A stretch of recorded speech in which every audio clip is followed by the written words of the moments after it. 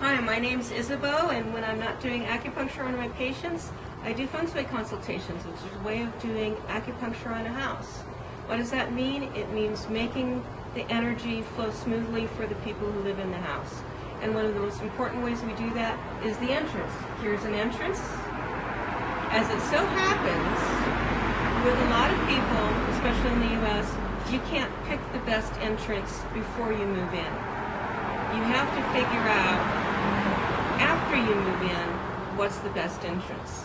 Now, the two people who live in this house, this is not their best entrance. The entrance in the back is. We'll look at that in a little bit. But let's say this was the only entrance they could use.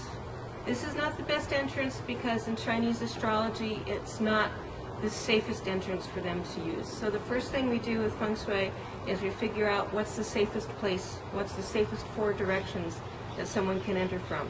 This is not one of them for the people who live in this house. So, what if this is the only way in? There's different ways to deal with that. Imagine if you're standing in the doorway, you have 5 animals around you as you're facing out. To your left, what should be higher would be the dragon, which is protective from heaven. What's to the right should be lower, which is the tiger, which is earth energy, but that can also be overwhelming. What's out to the front of you, and if you want to turn around and you can actually show them what's out front,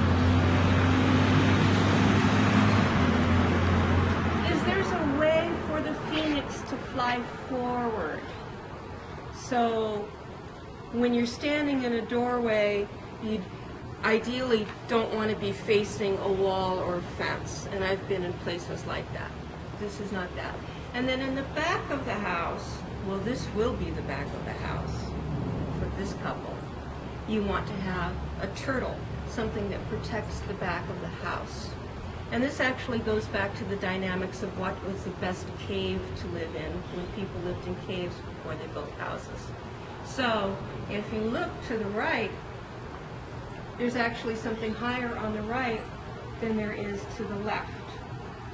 So the simplest way around that is to put something closer to the house than that tree that is lower than what's on the right, which is the shrub out here, and then even the telephone pole across the street. So you make that shrub, which is closer, be the higher of the things that are on the entrance side if this is your entrance. And then that way you have a dragon. Even this would be your dragon, this rose bush right here. And then something lower is your tiger. And that way you're covered. The other thing that you can do is with Chinese astrology that will tell you what is the lucky element of the people who live in the house.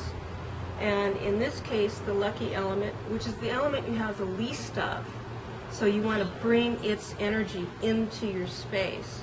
The element is water. So the water colors in Feng Shui are black, all shades of black, so that's all shades of gray, as well as blues.